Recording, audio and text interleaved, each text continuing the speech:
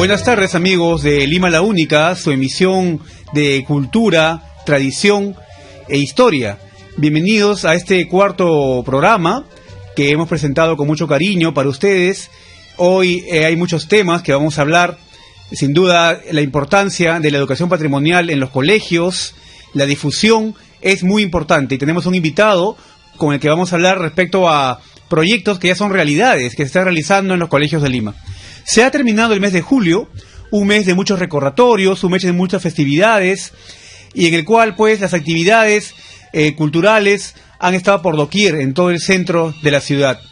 Sin embargo, mucha gente al venir al centro de Lima a pasear, prácticamente pues hemos visto las calles abarrotadas de personas, el Jirón de la Unión, el Jirón Ucayali, que también hoy es peatonal, tenían una marea humana de personas en los días de fiesta. Estas personas que vienen, muchas de ellas aprecian lo que es nuestro patrimonio. Se preguntan respecto al estado, al estilo de los balcones, los museos que han estado abiertos, y esto es muy importante y sin duda Lima ha ganado muchísimo con ello. Pero también hay una parte de Lima, hay una cara que Lima no muestra a menudo, pero que sin embargo está presente cada día, que es el rostro del abandono patrimonial, el rostro de la desidia, el rostro de la falta de mantenimiento de su herencia cultural. Y es que lamentablemente, así como tenemos muchas razones para enorgullecernos de Lima y su historia y su bien cuidado patrimonio, también es numeroso el patrimonio que se está perdiendo. Haciendo una revisión, haciendo un paseo imaginario por algunas calles y plazas de Lima, todavía podemos encontrar monumentos con piezas faltantes, piezas decorativas faltantes, vamos a encontrar paredes pintadas con grafiti y balcones en mal estado.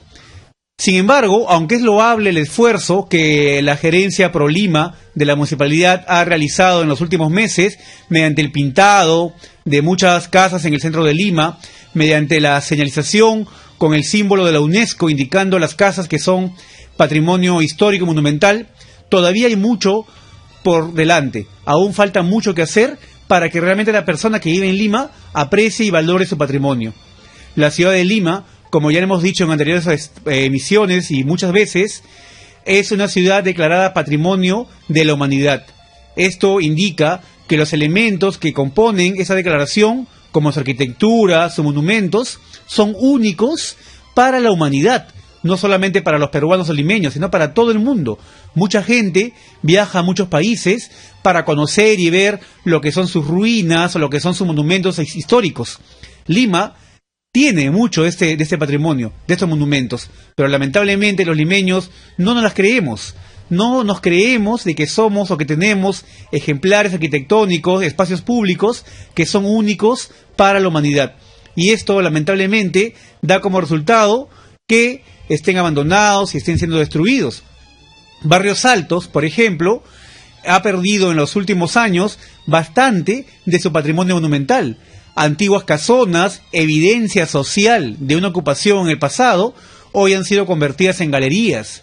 Apenas se han conservado, en algunos casos, y mal conservado, algunas fachadas, y se han perdido lamentablemente espacios interiores que, como menciono, eran evidencia del modo de vida y del modo de pensar del limeño de antaño. Lo mismo ocurre en la zona de Breña, donde este antiguo lugar llamado antes Garden City, con sus calles, con jardines, hoy está cediendo al avance inmobiliario, donde habían casonas, donde habían casas de una familia, dos familias, hoy se levantan edificios de 12, 13, 15 departamentos y de igual cantidad de pisos. Y esto lamentablemente atrae pues lo que es la destrucción de la memoria en lo que fue antiguamente Garden City, Breña.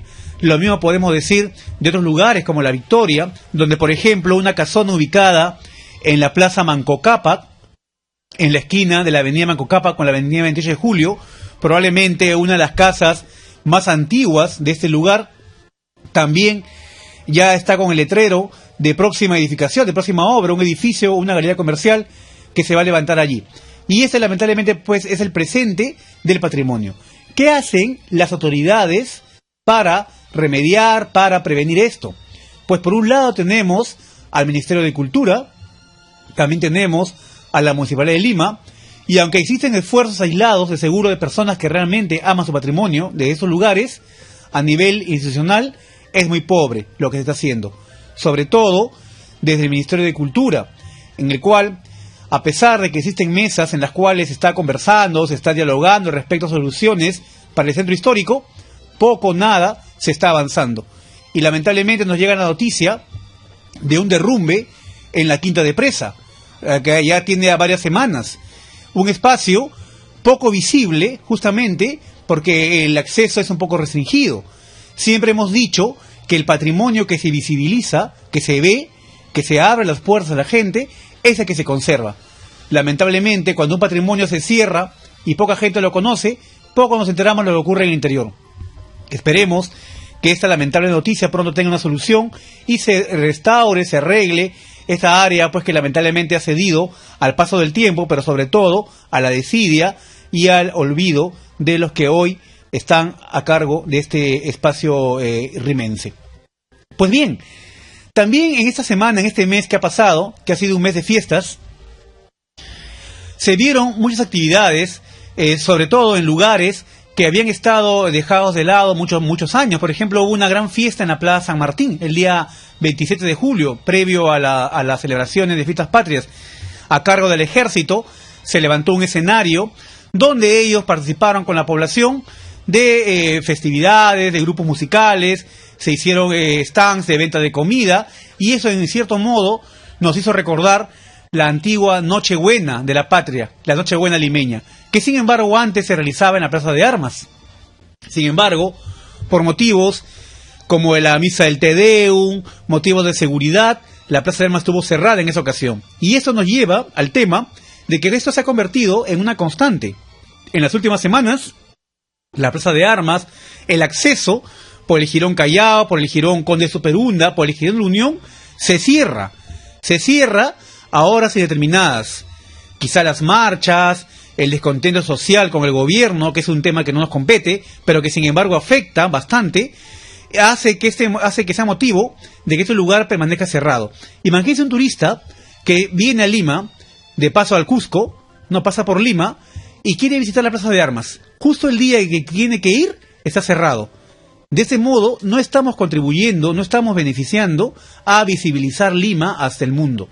Mucha gente se queja de no poder acceder a la plaza, justamente por el motivo antes indicado. Y eso se ha vuelto una costumbre. Lo cierran a cualquier hora por un tema de seguridad, y prácticamente los comercios, sobre todo, son los que quizás más se perjudican, ¿no?, en ese lugar. Pero también, por supuesto, el turismo y la opción o la posibilidad de hacer visible nuestra ciudad al mundo con los turistas que vienen a ese lugar. Es algo que también tienen que tener en cuenta las autoridades. Y respecto a la Plaza de Armas y a su contorno, hay un espacio que hace muchos años permanece cerrado al público. Y en su momento quizás se justificó el cierre, me refiero a la primera cuadra del Jirón Ancash, la calle Desamparados, que está atrás del Palacio de Gobierno. En los 90s, en los 80s, en realidad, a fines de los 80s, esta calle fue cerrada, justamente pues por el tema del terrorismo, para evitar que se coloquen coches bombas en la parte trasera del Palacio de Gobierno. Bueno, esa época muchos dicen que ya pasó. Sin embargo, la calle sigue cerrada. Sigue el acceso para los peatones, no existe. Y se pierde la posibilidad de poder apreciar un malecón que da hacia el río Rímac, de poder acceder por esa calle hacia la estación de Desamparados, hoy la Casa de la Literatura, y es un espacio que se ha perdido para la sociedad. Nos preguntamos qué espera el Palacio de Gobierno, qué espera la municipalidad para presionar para que ese espacio se abra al público, porque las calles son de su gente. Sencillamente los que estamos viviendo en el centro somos inquilinos, pero la ciudad y su historia le pertenece a la población. Y espacios como estos deben abrirse al público en general. Esperemos que esto tenga eco, pues, y pronto se pueda acceder por este lugar. Otros lugares también que se vuelven restringidos para muchos, no tanto porque se cierran, sino por la inseguridad o por sencillamente porque mucha gente evita pasar.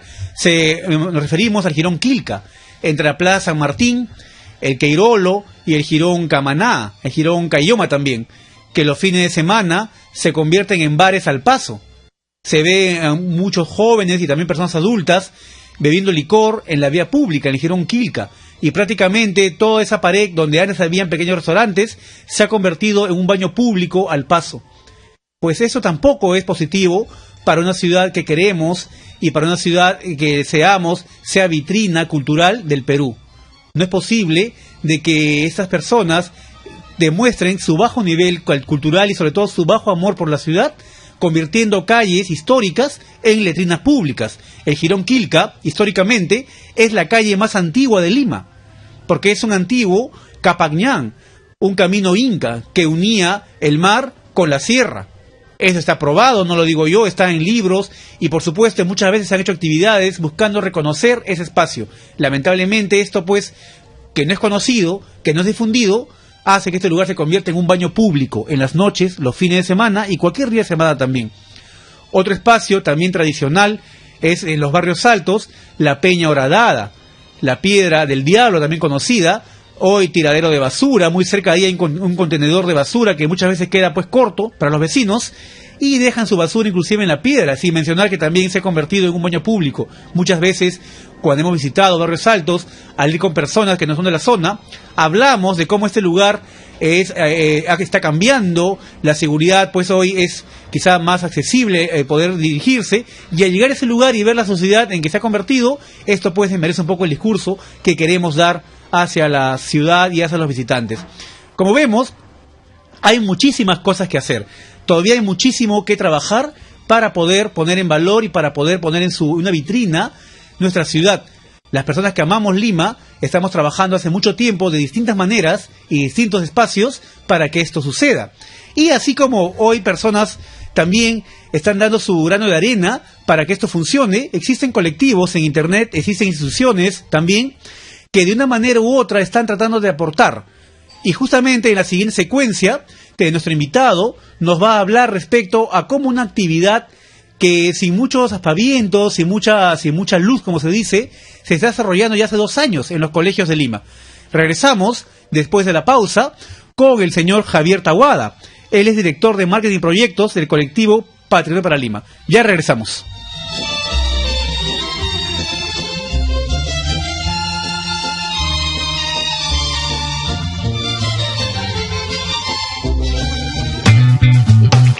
El mejor sonido del dial en la era digital, en Moderna y en el centro del dial.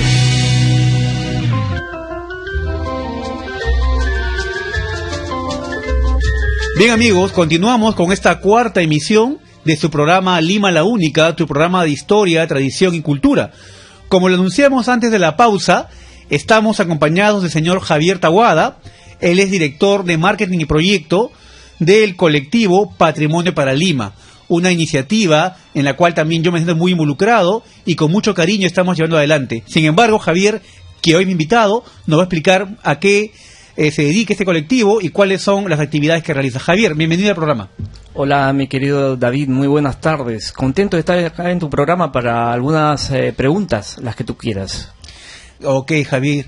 Javicho, como te decimos, ¿no? De manera coloquial, con Javier tenemos una amistad ya de años y justamente hemos coincidido en este amor por el patrimonio, por el cual hace un tiempo, en la propuesta que tuvimos, decidimos pues presentar a la comunidad, ¿no? Una iniciativa. Cuéntanos un poco, Javier, respecto a qué cosa es el colectivo Patrimonio para Lima, qué actividades hace y cómo empezó en todo caso. Bueno, David, como ya es de conocimiento, el colectivo Patrimonio para Lima nació prácticamente con un grupo de amigos en el año 2015, muy contentos y también cansados de la indiferencia de muchos limeños de balcón, como le llamo yo muchos, aquellos limeños que prácticamente estaban en redes sociales, no trascendían, estaban metidos solamente en las redes sociales criticando, realizando obras, pero en redes sociales muy importantes, eso sí, muy importante porque fue un bastión importante las redes sociales hoy en día.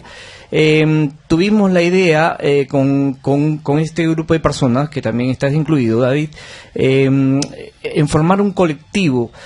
Hablamos lógicamente con algunas personas que fueron importantes también en autoridades locales, no teniendo el eco necesario.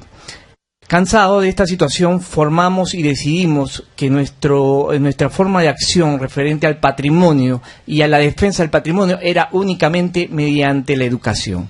Eso fue el bastión sumamente importante, tomar las instituciones educativas del país, comenzar a concientizar jóvenes valores para una nueva generación de futuros peruanos que defiendan el patrimonio. Como es así, nació ahí el colectivo Patrimonio para Lima, conjuntamente con un grupo de jóvenes totalmente con muchas ganas de acción, de actitud positiva. Fuimos formando aquellos jóvenes de diversas maneras, ¿no? Estuvimos durante los meses de entre diciembre y enero del 2015 para 2016 prácticamente formando aquellos jóvenes valores con diversas formas y métodos de motivación, por ejemplo. Muchos les costaba mucho el trabajo de salir, de conversar, porque íbamos a enfrentarnos prácticamente con autoridades, con directores de colegios, de institutos educativos, instituciones educativas, y para mí era formarlos en esa manera, era motivarlos, era creer, prácticamente habían chicos y chicas que no salían prácticamente de sus casillas, eran muy tímidos, luego vinieron profesionales en arquitectura a hablarles sobre la arquitectura y la rica arquitectura de Lima, historiadores, así que fue muy nutrido ese campo de acción para ellos, de conocimiento. Así que fuimos formando ese grupo durante los meses de diciembre del 2015 y enero del 2016. En febrero del 2017 a finales ya estaba formado un batallón, como le decimos, un batallón de soñadores, entre ellas amas de casa, jóvenes que estaban universitarios, que estaban con muchas ganas de hacer la acción. Y luego lo que le llamamos también que Patrimonio para Lima ya dejó de ser el colectivo para formar una familia de amor sobre todo a la ciudad, ¿no? Y amor sobre todo de creerse lo que hacían prácticamente, a querer formar nuevo futuro para nuestro país. Así que nada, salimos a las canchas, como se dice, a hacer este tipo de acción, a tocar las puertas de las instituciones educativas directamente. ¿Por qué directamente? Porque prácticamente muchas instituciones educativas de direcciones de la UGEL no cerraron la puerta, es verdad, hay que decirlo claramente. No recibimos ningún apoyo, nos creían unos locos que íbamos a fracasar una vez más en la lucha por nuestra ciudad, pero sin embargo nosotros en forma titánica hemos seguido esa lucha. Tocaban la acción para llevar justamente hablarles algo a los directores, que nosotros éramos un grupo, una institución que amantes de nuestro patrimonio, que prácticamente nosotros queríamos brindar un tipo de sensibilización en el aula y luego de ello recorridos. ¿A qué nos basamos nuestra sensibilización en el aula? En 3 factores fundamentales, ¿no? Hablarle directamente a los profesores. Primero, la presentación, lógicamente, del colectivo, que era dentro de la hora de clases, ¿no? Dentro de los 40 minutos de clases que dura. Hablarle la presentación del colectivo, quiénes somos, de dónde venimos, qué representamos, un colectivo totalmente sin fines de lucro ante todo, ¿no? Y luego viene un promedio de 25 minutos a 25 minutos de lo que es la hora de sensibilización con tips históricos. Estos tips históricos, por ejemplo, son variados, ¿no?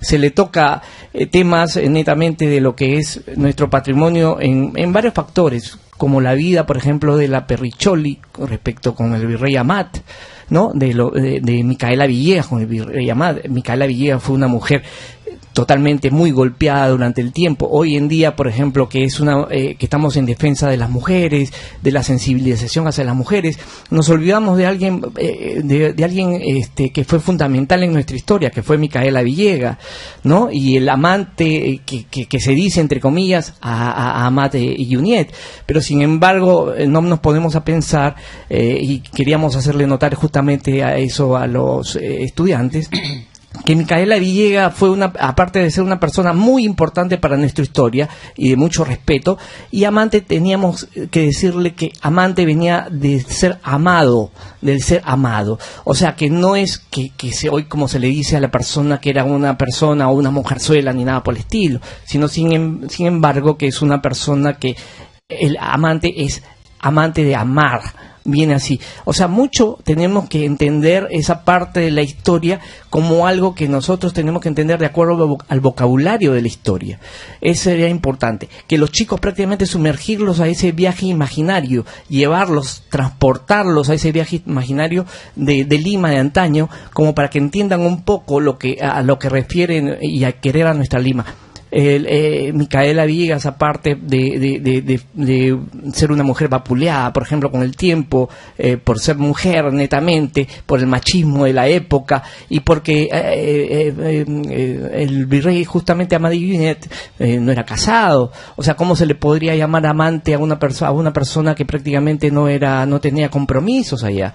Y lógicamente viene también a explicarle por qué la palabra la perrichola y la perrachola, como muchos la conocen, inútilmente, pero en realidad ya viene el detalle en algunas circunstancias, porque el virrey Amat, porque de acuerdo a su origen catalán, él, y haber estudiado y su estilo afrancesado, ¿no? Le decía mi petit, mi pirri, ¿no? En forma diminutiva, mi pequeña chola, ¿no? Y luego los criollos ya destrozaron prácticamente ese lenguaje como para llevar ahora al tal conocido, y que mucho lo conoce, sin embargo, mi perrachola, mi perricholi, pero sin embargo hay mucha historia y mucha dedicación en eso de explicarle. Como también otro factor fundamental, que Micaela Villegas fue una de las amantes prácticamente que se metieron en un litigio tremendo por tener frente a la Alameda de los Descalzos, en su casa, un hermoso balcón que tapaba a los antiguos limeños de antaño, ¿no? Y sin embargo se fue a hacerle prácticamente un juicio a los antiguos vecinos, y eso, gracias a Micaela Villegas, ganó ese juicio, nos fuimos, y prácticamente Micaela Villegas, podríamos decir, haber ganado ese juicio a esos balcones, que Micaela prácticamente fue la abanderada de llevar los grandes y hermosos balcones que hoy en día tenemos en el RIMAC, ¿no? O sea, fue una de las precursoras. Además, conversarle mucho a los alumnos sobre lo que sucedió en Lima, que Lima también, Micaela también vivía en la cuadra 5 de la calle del Huevo, ¿no? Antiguas calles limeñas, por ejemplo, que viene a representar la quinta cuadra de la avenida Tacna, lo que es hoy en día, ¿no? Y mucho se dice la calle del Huevo, la calle Yaparió, la calle Mata 7, ¿no? Y muchos chicos se ríen en el aula, en la sensibilización en el aula, se ríen porque no tienen la educación, y lógicamente hasta los profesores se ríen de esas situaciones, porque en verdad tenemos que entender el lenguaje pasado para poder amar a nuestra Lima. O sea, como hay en estos momentos un famoso eslogan de una universidad, desaprende, ¿no? Tenemos que quitarle prácticamente esa venda a los chicos de los ojos para poderles hacer entender la figura. Así que esos son factores importantes de Lima, y le contamos porque la calle del Huevo, ahorita si hubiera más tiempo podríamos contar, pero los invito a seguir investigando en Google, en diversos lugares donde hay tantas cosas famosas.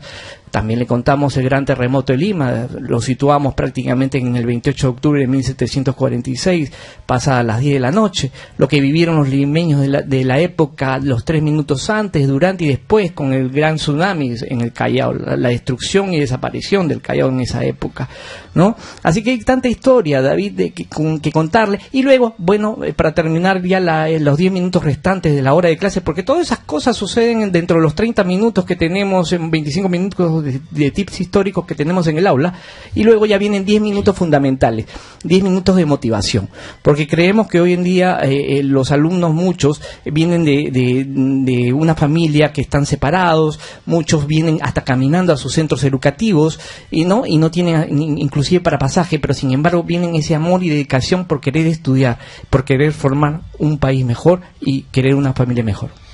Bien, Javier, entonces entendemos que las charlas escolares son mediante tips históricos, como mencionas, ¿no? Se llaman la atención a los chicos sobre temas puntuales. Luego también están las salidas, ¿no? Las salidas a espacios. ¿A qué lugares van con los escolares? Así es, David, claro. Y luego de ello, de esa sensibilización en el aula, que es la primera fase, la primera parte de Lima, ¿no? Ya viene luego de una semana los recorridos históricos. Los recorridos históricos ya prácticamente ya depende del centro educativo, ¿no?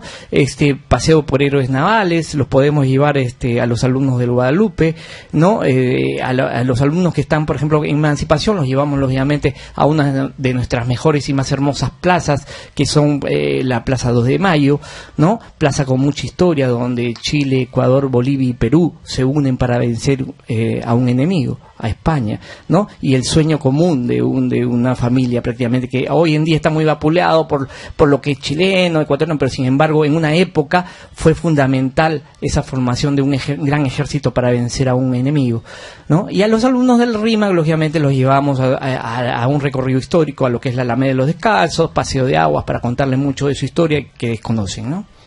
Bien, Javier, en realidad el tema es muy amplio. Vamos a hacer una pausa y luego de la pausa vamos a continuar hablando sobre las actividades de colectivo y otras actividades más en las redes sociales. Ya regresamos.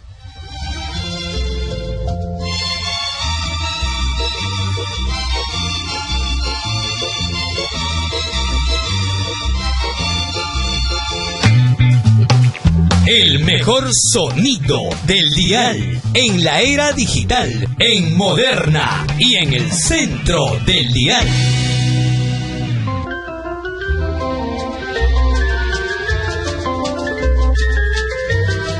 Bien amigos, continuamos en esta cuarta emisión de Lima la Única, su programa de tradiciones, historia y cultura. Conversábamos con Javier Taboada, él es director de marketing y proyectos del colectivo Patrimonio para Lima. Nos comentaba en la anterior secuencia, Javier, que hay una actividad que se está realizando con los colegios, con los escolares de Lima, ¿no? En las cuales se visita escolares, se les da tips históricos, ¿no? Sobre historia de Lima, va a dar la redundancia, y luego esto se complementa con una visita a lugares patrimoniales cercanos.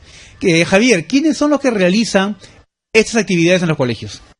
Bueno, los que realizan las actividades en los colegios son, como te dije hace un momento, personas de mucha actitud, que son amas de casa, alumnos voluntarios totalmente de lo que es de turismo, arquitectos, alumnos de arquitectura, están todos formados bajo un amor que tienen por Lima. Bien, ¿y cómo se preparan los voluntarios? ¿Qué actividades se tiene previamente con ellos? Las capacitaciones, ¿no? Para que lógicamente estén muy preparados, sobre todo, como les expliqué al inicio, lo que se le da una enseñanza sólida en esos primeros meses de formación, lo que es historia y también arquitectura de nuestra ciudad, ¿no? Y sobre todo también la motivación, porque muchos chicos llegan, como te dije hace un momento, con la falta de ganas de querer hablar en público, porque todos carecen de eso a veces, ¿no? Y quitamos un poco eso y hoy día tenemos grandes chicos con mucha actitud sobre esas cosas. Sí, sobre todo muy jóvenes, ¿no? Chicas, jovencitas, que han perdido ese temor de hablar en público, ¿no? Justamente vemos el caso de unas voluntarias que apenas tienen 21, 22 años, pero con mucha autoridad se paran, ¿no? Ante alumnos de quinto secundaria, de colegio de varones, y prácticamente pues se han ganado el respeto, ¿no? Sí, totalmente, sorprendente, me fascina ver a ese tipo de chicas que con 21 años prácticamente se paran frente a los chicos escolares, ¿no? Que tú sabes que a veces de muchas instituciones educativas escolares a veces son un poco, propio de su juventud, palomillas, ¿no? Todo eso. Pero como se dice, pues, ¿no? Las chicas escolares, las chicas voluntarias, a los voluntarios, muchos de ellos, como diría Facundo Cabral, ¿no? No están deprimidos, están distraídos nada más. Y también hay chicos con mucha actitud, ¿verdad? También hay chicos voluntarios. El año pasado pues tuvimos también, como tú mencionaste, amas de casa, ¿no? Personas de profesiones tan disímiles, pero que sin embargo estaban unidos por su amor a Lima. Una pregunta, Javier, ¿estas actividades en los colegios tienen algún costo?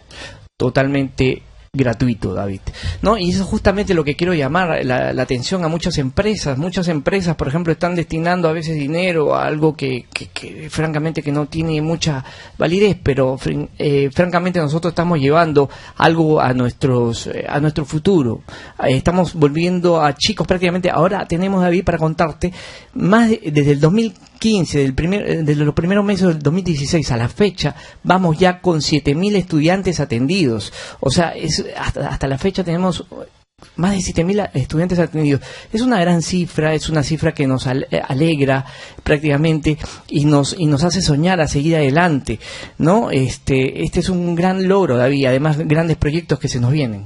Eso, exacto, ¿no? Cuéntanos un poco de los proyectos, qué cosa más sigue con el colectivo Patrimonio para Lima, se va a expandir a provincia, se va a quedar en Lima, ¿qué cosa hay por delante? Bueno, ya con Arequipa ya tenemos las puertas abiertas, ese gran público arequipeño, por ejemplo, y esos voluntarios. Como yo les decía la vez pasada a un grupo de voluntarios en Arequipa, cuando estábamos justamente formándolos, les decía, ustedes tienen una gran suerte de tener una hermosa ciudad, una bella ciudad, con algo más de 1.600.000 habitantes, ¿no? Y sin embargo, pronto se van a convertir en una gran ciudad de 3 millones, 5 millones, pero sin embargo ustedes van a estar al cuidado de su legado histórico, van a ser los que van a transformar y contarle a las nuevas generaciones lo bella de su ciudad y el cuidado. Claro, Arequipa es una ciudad que sí se le ha creído, ¿no? Sí se le ha creído que es patrimonio de la humanidad, sus calles muy limpias, sus fachadas muy bien conservadas, sus interiores también los muestran con orgullo, ¿no? Justamente habíamos conversado cuando estuvimos en Arequipa el año pasado, viendo el tema pues de un convenio con la UGEL, allá en Arequipa, la UGEL norte de Arequipa, sí se compró este pleito, ¿no? Y ahí estamos justamente manteniendo ese convenio para poder realizar también ese proyecto allá en Arequipa, ¿verdad? Totalmente, así es. Y Arequipa va a ser un bastión fundamental del sur para nosotros, y agradecemos desde acá a todas las autoridades locales de Arequipa que vienen empeñándose en trabajar al ver nuestro desempeño como Patrimonio para Lima. Ya está formado Patrimonio para Arequipa y próximamente ya estamos listos para desarrollar lo que es patrimonio para lo que es Chiclayo, Piura y Trujillo, ¿no? Así que bueno, durante este año tenemos una agenda bastante fuerte y que cumplir, ¿no? Básicamente rescatar, Javier, ya para cerrar el tema del colectivo y pasar a otro tema más que quiero hablar contigo, rescatar el tema de que es una iniciativa en la cual un grupo de ciudadanos, al ver que otras personas tal vez no podían o instituciones no hacían nada, decidimos hacerlo, ¿no? O sea, más que criticar, más que hablar, decidimos dar el paso adelante, ¿no? Y lo bueno, como tú dices, hay cerca de 7.000 alumnos que hoy conocen un poco más de Lima. Así es, ¿no? Y sobre todo eso, pues David, ¿no? Muchos ciudadanos de balcón, muchos buenos, por ejemplo, ciudadanos que están colaborando en las redes sociales, porque el bastión redes sociales, que seguramente vamos a hablar en un instante, es fundamental, ¿no? Y bueno, eso, aquellos turistas dentro de la ciudad de Lima, ¿no? Ciudadanos de Lima que son turistas solamente, que no hacen nada de acción, los llamamos a una reflexión sobre estas cosas, ¿no? Bien, Javier. Entonces el colectivo Patrimonio para Lima da sus charlas gratuitas. Los profesores, directores que estén escuchando este programa, si desean que los voluntarios del colectivo vayan a sus colegios, pues pueden comunicarse o escribir al correo info@patrimonioparalima.org, ¿no? Además, David, quiero agregar esa parte. Dentro de nuestro proyecto no solamente es para el sur, para el norte, tenemos algo que ya es una realidad.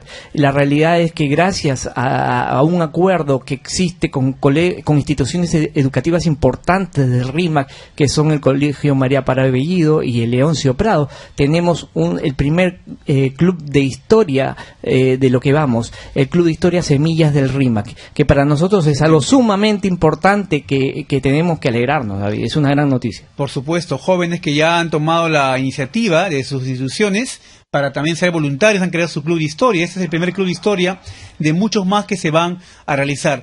Como diría una amiga en el Facebook, cosas lindas ocurren en la ciudad, ¿no? Hay cosas que muchas veces no son conocidas, pero que sin embargo las realizamos con mucho amor y por supuesto con mucho deseo de que al final sea la ciudad de Lima la beneficiada. Javier, en redes sociales también hemos visto que hay mucha actividad de grupos, ¿no? Fotográficos, de grupos de encuentros, tú diriges muchos de ellos, ¿no? ¿Cómo se realiza esa actividad? ¿Qué grupos tú manejas en Internet? Bueno, tenemos varios grupos, David, varios grupos entre los cuales uno es historia fotográfica, Lima la única, sin no mostrar, que es uno de los bastiones también importantes de fotografías antiguas, ¿no? Y con eso la gente ha ido, por ejemplo, enamorándose mucho más de su ciudad, ¿no? Aquellos que estaban dormidos, aquellos ciudadanos que los hemos despertado con esa foto, con esa belleza de antaño, la cual que debemos de cambiar, de querer, o sea, esas cosas sobre historia han sido sumamente importantes. Y bueno, también en redes sociales funcionan redes grupos que manejamos, ¿no? Tenemos grupo de historia, de ciclismo, tenemos grupos de bares, tenemos hasta de paranormal, David, ¿no? Que aunque parezca increíble, esos grupos gustan mucho, ¿no? O sea, son muchos grupos de paranormal, grupos de cine, y mira, en todo eso, David, de música, o sea, es sumamente variado para el que quiere, por ejemplo, para el que quiere disfrutar, lo tiene en redes sociales. Redes sociales estamos con más de 100.000 prácticamente miembros, contando todos los grupos, ¿no? Y lo cual nos alegra mucho, ya son bastante tiempo del trabajo desempeñando. Sí, yo pienso de que las actividades o los temas, mejor dicho, de cada grupo a fin de cuentas son un pretexto, ¿no? Para poder atraer a las personas a un tema en común, que es Lima y su historia, ¿no? Justamente hablando de ese tema paranormal, hay una página en internet que se llama Lima Incógnita, en la cual se publican historias, estas historias de fantasmas, que a mucha gente le gusta, ver un programa dedicado a los fantasmas y tapados de Lima pronto,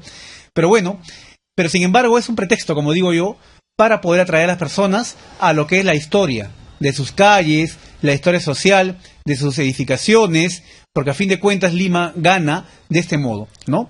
Y sobre todas las cosas, David, bueno, hablando de temas de efectos paranormales, Lima Incógnita, paseos en Lima por bicicleta, hablemos del cine y sus estrellas, tenemos gran variedad entre bares y cócteles, imagínense, y sobre todas las cosas, historias fotográficas del Perú y del mundo, como en Lima la Única también. Así que es fundamental todo esto.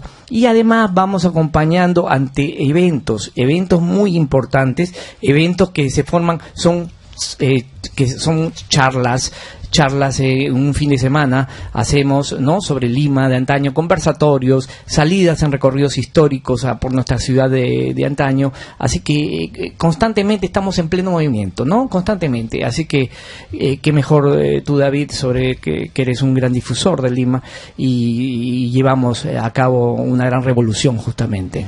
La fotografía, la imagen se ha convertido en una herramienta excelente en redes sociales para poder dar un mensaje, ¿no? Y las fotos antiguas de Lima, en los grupos que tú mencionas, son sin duda pues uno de los atractivos principales, ¿no? Y así es, David, sobre todas las cosas que yo quiero recalcar algo muy importante. El marketing se ha vuelto un factor fundamental hoy en día en el tratado justamente de nuestro patrimonio. Porque muchos dirán, pues no, pero ¿por qué el marketing? ¿Por qué el marketing? Patrimonio para Lima no es solamente leer un libro, patrimonio para Lima no es solamente ver una foto, patrimonio para Lima es trascender, y para trascender el marketing tiene que ir acompañado como las grandes ciudades del mundo lo hacen, ¿no? Tanto en Europa, tanto en Norteamérica, el patrimonio va de la mano con el marketing. Hoy en día muchos grupos por eso a veces no trascienden, porque justamente el marketing se ha vuelto un factor fundamental para ello, ¿no? Y estamos plenamente convencidos de eso. Javier, muchas gracias por estar en el programa, por acompañarme a explicar al público esta bella labor que se realiza con los colegios. Un placer, David, un placer, mi querido amigo David, compañero de grandes batallas. Ahí estamos, Estamos en la lucha. En la lucha. Sí, así es. Muy bien, hemos conversado con Javier Taboada, director de Marketing y Proyectos del colectivo Patrimonio para Lima. Quiero incidir que hay una página de Facebook con ese nombre.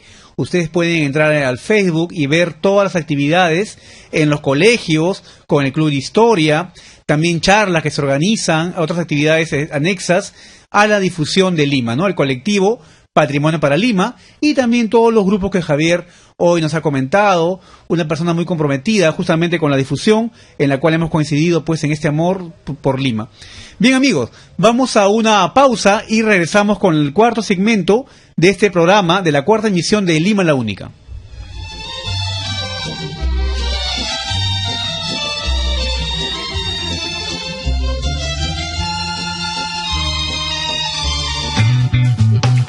El mejor sonido del dial en la era digital, en Moderna y en el centro del dial.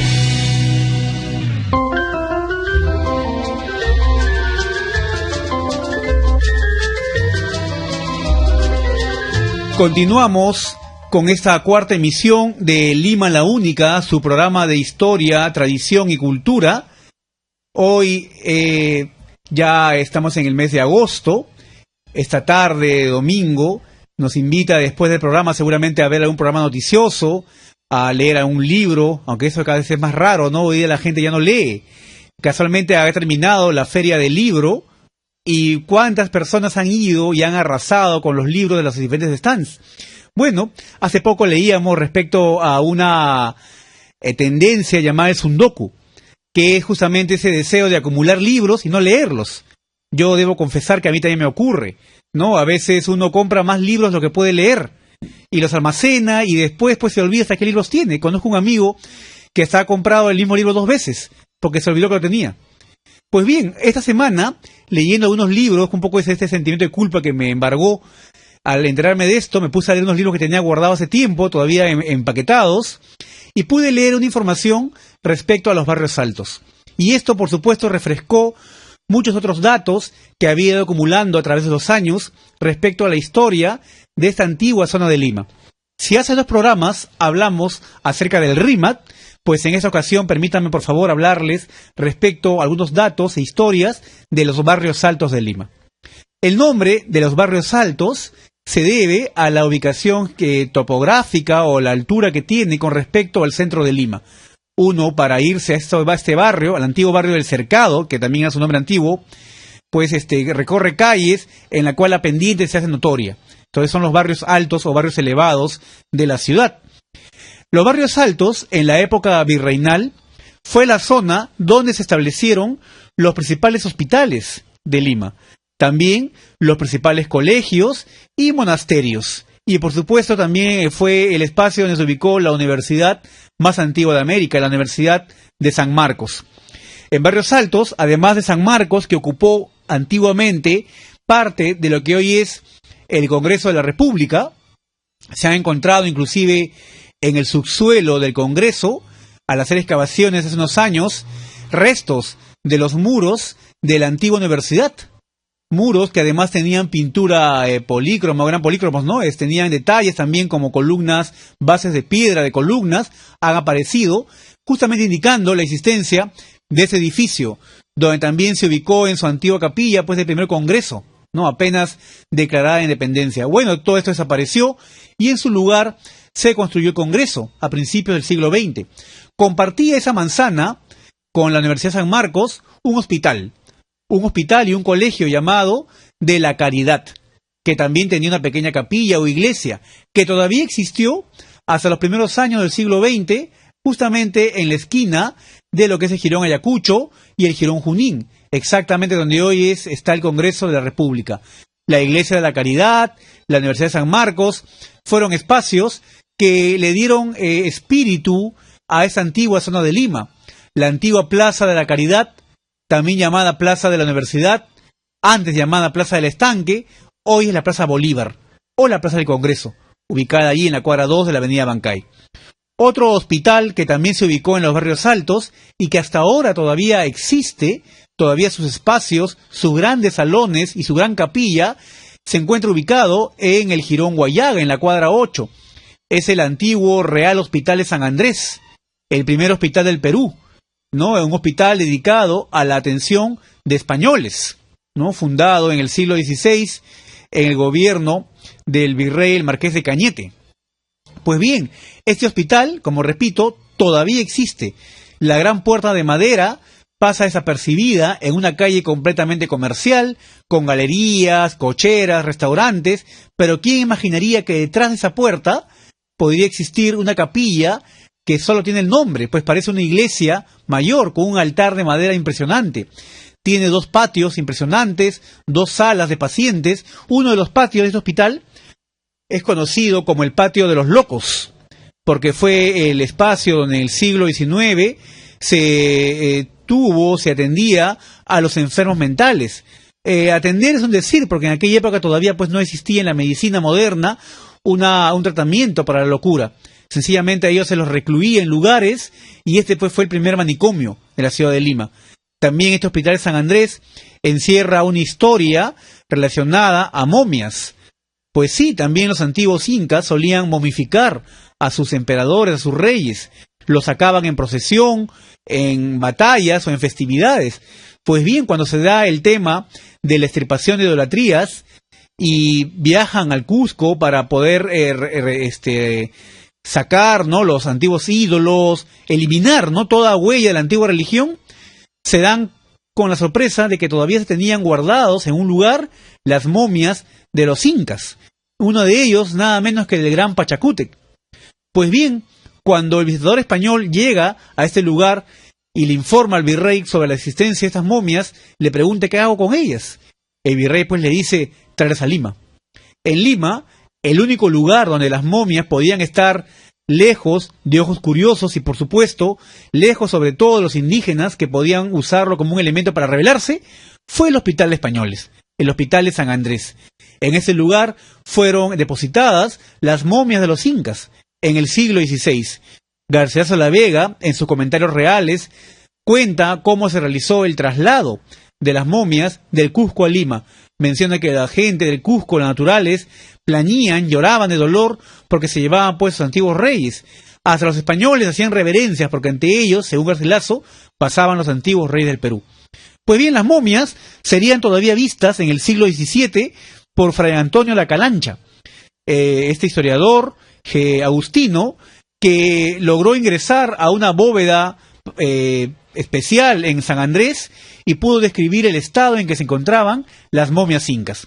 Luego de esto, se pierde el rastro de las momias hasta el siglo XIX, donde hay evidencia de una investigación, una búsqueda, pero quizá la búsqueda más importante de las momias en ese lugar fue realizada en el siglo XX por don José de la Riva y Agüero, historiador que va a ingresar al Hospital de San Andrés, ya en aquella época propiedad de la Beneficencia Pública de Lima, a buscar las momias.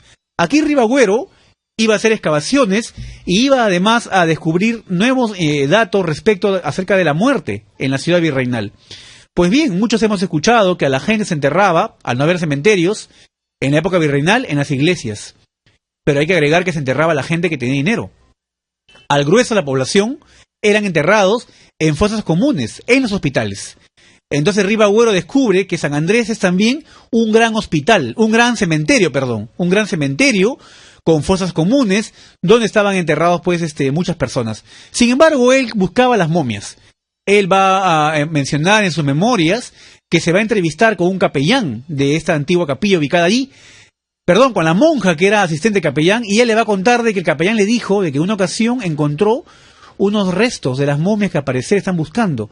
Las introdujo en un costalillo y en la noche se dirige al cementerio general, hoy cementerio Presbítero Maestro, y las entierra en una fosa común. Así, sin más ni más, Pachacútec y compañía fueron enterrados en una fosa común en el cementerio Presbítero Maestro. Pues bien, Ribagüero quiso entrevistarse con el capellán, para que en todo caso le dé el dato en dónde estaban enterradas esas momias. Al llegar al cerro del Agustino, donde vivía el capellán, según sus memorias, y al tocar la puerta, se da con la sorpresa que había muerto. Por tanto, se había llevado a la tumba el secreto donde probablemente hayan estado enterradas las momias de los incas. Ribagüero termina sus memorias de este suceso manifestando la frustración, la desazón que le causó el no haber podido entregar al Perú pues un descubrimiento tan grande, ¿no?, como hubiera sido las momias de Pachacútec y otros más. Esto no queda ahí. Avanza el tiempo y llegamos al año 2007, 2008 aproximadamente, donde con auspicios de la National Geographic se inicia una nueva búsqueda de las momias en San Andrés. Todo esto, señores, en Barrios Altos, en Girón, Guayaga. Entran arqueólogos, entran especialistas con radares subsuelo, con máquinas modernas, para buscar las momias. Sin embargo, ya no se pudo tener más datos y esta expedición, esta exploración, pues al final quedó inconclusa, ¿no? Hay que dar los créditos al arqueólogo a Antonio Coelho, al historiador Teodoro Hampe y a Brian Bauer, ¿no?, quienes hicieron esta investigación en tiempos recientes y que han dejado estudios muy interesantes que pueden ser encontrados en internet, además, sobre esta excavación. Ese, en suma, es un poco de la historia del Hospital de San Andrés. Muy cerca de allí, otro hospital, en la Plaza Italia, fue el Hospital de Santa Ana, ese hospital de indígenas, cuyo principal benefactor fue el arzobispo Loaiza. Pues bien, este hospital existiría todavía hasta el siglo XX, hasta el año 1924, cuando los pacientes de Santa Ana van a ser trasladados a un moderno hospital construido en la avenida Alfonso Ugarte, que justamente se va a llevar el nombre del benefactor del antiguo hospital, el Hospital Loaiza. Cuando ustedes pasen por la avenida Alfonso Ugarte, por la fachada del Hospital Loaiza, observen en la fachada, en lo alto, hay dos antiguos escudos de piedra. Estos escudos estaban ubicados antiguamente en la fachada del Hospital de Santa Ana. Hoy sería la Plaza Italia, ¿no?, en los Barrios Altos. Otro hospital muy cerca de allí va a ser el Hospital de Negros Libertos, el Hospital de San Bartolomé, ubicado en el Jirón Miro Quesada, que después va a ser hospital militar, luego va a ser instituto de oftalmología y finalmente maternidad. Hoy todo este predio, que aún existe con su gran torre del reloj, que soporta enclavado con unas maderas que impiden que se desplome, se ha sido dividido en 4 pequeñas postas que se han repartido pues toda esta gran manzana y ese antiguo espacio hospitalario, ¿no?, San Bartolomé. Otro hospital en los Barrios Altos, también ubicado muy cerca de allí, en el Jirón Ancash, era el antiguo Hospital de Incurables, el Santo Toribio de Mogrovejo, que hoy es un instituto de ciencias neurológicas, en la cual además pues también hay un interesante museo de cerebros, ¿no? En ese lugar también una capilla llamada la Capilla de Cristo Pobre. En fin, estamos hablando de lugares con tanta historia, con tanto pasado, y en estas calles de Barrios Altos también habían colegios, mencionamos, hablamos ya de la Universidad San Marcos, otro de ellos va a ser el Colegio Real, ubicado en el Jirón Ancash con el Jirón Andahuaylas, donde después se va a construir en ese espacio la Escuela de Artes y Oficios en la época de Ramón Castilla, un gran edificio pintado de rojo que hace poco se incendió, pero que sin embargo hasta ahora se levanta majestuoso frente al local de la Escuela de Bellas Artes, también ubicado en el Jirón Ancash, que fue el antiguo espacio de un hospital y también un convento de beatas arrepentidas. Se llamaba el convento de arrepentidas, un nombre muy curioso. Las beatas que se arrepentían pues de hacer la vida religiosa prácticamente eran recluidas. Vamos a decirlo en un buen cristiano, era como una cárcel de mujeres o una correccional de mujeres en aquella época. Frente a este espacio, en el mismo Jirón Andahuaylas, estaba el Colegio San Ildefonso, colegio de agustinos.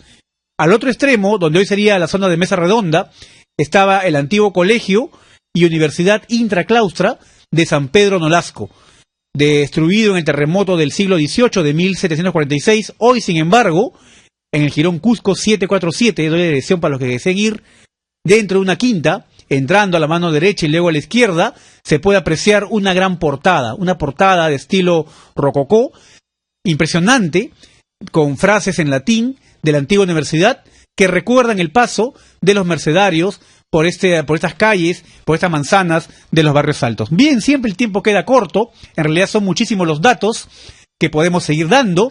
Por ejemplo, para que no quede nada, mencionamos respecto a los monasterios, tenemos el monasterio de Santa Clara, un monasterio de clausura que todavía existe, igual que el del Carmen. Por cierto, la iglesia del Carmen, la festividad del Carmen, es la principal festividad de los Barrios Altos. El día 16 de julio, conversamos sobre eso en el programa anterior, pues todo Barrios Altos se viste de fiesta. Muchas quintas, muchos solares toman el nombre Quinta o Callejón Virgen del Carmen, porque es la vocación principal. No hay barrio altino que haya nacido en su lugar que no se haya casado o bautizado en la iglesia del Carmen. Y ese lugar, pues como mencionamos, sin duda encierra mucho de la memoria y la tradición barrioaltina. En su antiguo monasterio, que también está al costado, que vende, por supuesto, los famosos chocolates y limones que preparan las monjas de este lugar. Muy cerca de allí también, en la Plaza Italia, todavía existe en realidad el edificio, aunque ya no está ocupado, el monasterio de las Descalzas de San José. Tengo entendido que hoy se han mudado a otro lugar más moderno, y este gran espacio que todavía pues encierra en su interior claustros y huertos y pequeñas celdas de las monjas, e inclusive acequias que regaban los huertos, hoy está cediendo ante el avance de los depósitos y de las cocheras que se están construyendo en ese lugar, ¿no? Es el monasterio de San José Descalzas. Y sin duda, si hablamos de Barrios Altos, tenemos que referirnos a un espacio que le tengo mucho cariño y que seguramente va a ser también motivo de una secuencia en un próximo programa, que es la Quinta Jeren. La Quinta Jeren, uno de los espacios que representó lo más graneado de la aristocracia en el siglo XIX y inicio del siglo XX, el primer condominio de mansiones en Lima, sede de embajadas, sede durante muchos años también lugar de vivienda, mejor dicho, de japoneses de dinero en la ciudad. Hoy, poco a poco se está recuperando un espacio donde estamos haciendo muchas actividades, en las cuales seguro voy a compartir con ustedes próximamente muchas de ellas. En Barrios Altos también tenemos otra quinta, la Quinta del Prado. Ya para finalizar este programa, permítanme contarles algunas curiosidades respecto a una de las visitantes asiduas a la Quinta del Prado, que fue nada menos que Micaela Villegas, de quien tanto nos habló nuestro amigo Javier Taboada en la secuencia anterior. Pues bien, esta limeña, porque no fue guanuqueña, Micaela Villegas, nació en una calle llamada Calle de Puno, que está ubicada en lo que es el Jirón Ayacucho, casualmente frente a donde estuvo la antigua vivienda donde nació Ricardo Palma. Frente hoy hay 2 edificios y en ese lugar estuvo el Solar Grande, donde nació Micaela Villegas, hija del capitán español Josep de Villegas y doña Teresa Hurtado de Mendoza. Una cosa curiosa respecto a esa Micaela Villegas es que su padre ya era su segunda esposa, la madre de Micaela. Su primera esposa había sido una inglesa llamada María Micaela. No tuvo con ella hijas. Por tanto, la primera hija que tuvo con la segunda esposa le puso el nombre de la esposa anterior que había muerto, ¿no? María Micaela. María Micaela Villegas de Hurtado va a llevar el nombre, como cosa curiosa, de la primera esposa de su padre. Y esta mujer fue así visitante de la Quinta del Prado, un espacio que seguramente hablaremos en mucho detalle más adelante. Bien, amigos, el tiempo siempre es un tirano en este tipo de transmisiones, pero yo muy contento de haber entrevistado a Javier Taboada y de haber compartido con ustedes muchos datos sobre Lima. Agradezco desde los controles, señor Elías Portugués, al señor Salvador Toya de Radio Moderna, nuestro productor Daniel Ávila, su amigo David Pino se despide. Hasta la próxima.